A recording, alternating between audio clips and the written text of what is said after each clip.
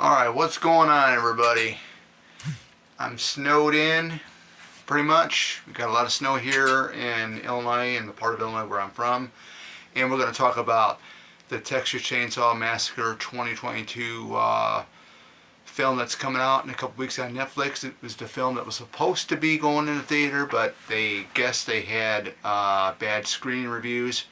They officially released the official trailer a couple days ago, and I'm going to tell you right now, I'm not a big fan of the Texas Chainsaw Massacre. The only one I really liked out of the whole entire franchise was Texas Chainsaw 3D, the one of Alexandra Daddario. That was pretty much my favorite one.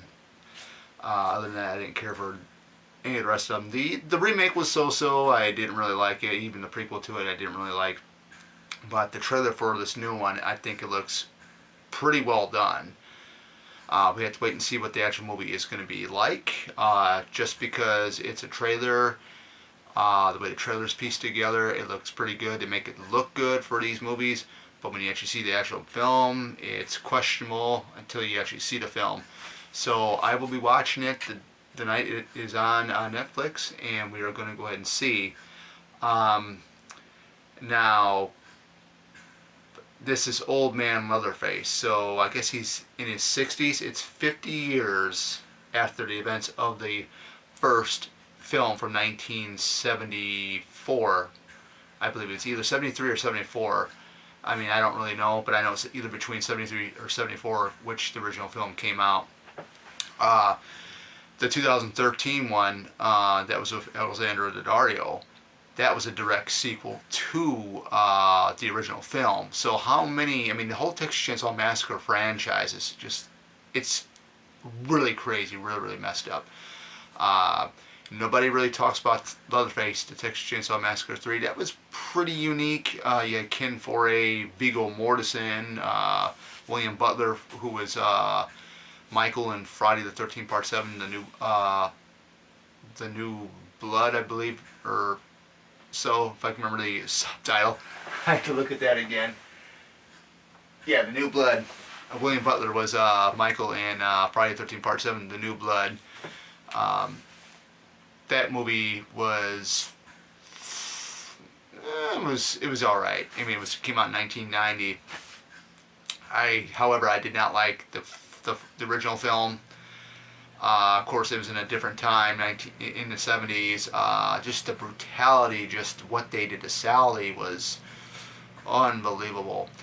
This new one that's coming out in a couple weeks, it's got the Sally Hardesty character in it. Unfortunately, it's a different actress because Marilyn Burns, who played Sally in the original film, had passed away a couple of years ago.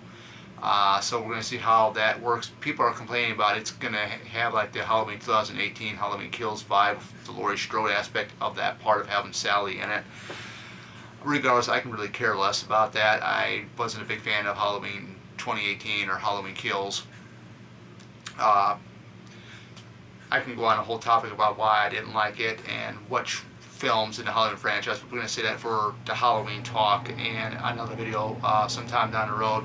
Maybe I might talk about that next week, or maybe this weekend or so. We'll have to wait and see. But I think, Leatherface looks really cool in this one. I think it's really well done from what the trailer has shown. And I'm not familiar with any of the actors or actresses in the film, which is, horror films, you don't know a lot, of the characters or the actors or actresses because they're unfamiliar.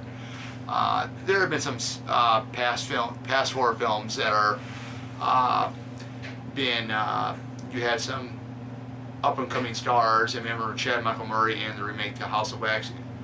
Eliza Kubert, that was also in there as well, and then you had Harris Hilton that was in that film, and of course I applauded when her character got killed off in that film. And it's like,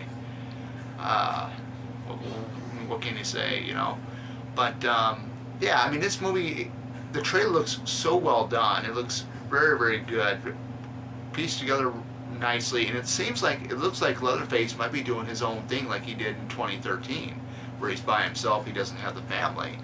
But I believe from the trailer that there was, he does have a family member living there with him in the house. It's a woman.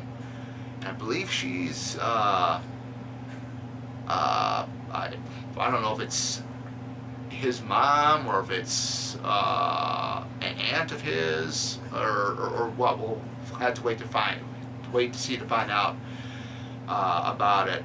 But like I said, I mean, I'm expecting this to be no holds barred with the kills, especially when you've seen the part where he's on the bus and he just gets this guy with the camera, because they're all taking camera shots of Leatherface on the bus, and he gets the first guy he can get his hands on, and man, does he really do him in good.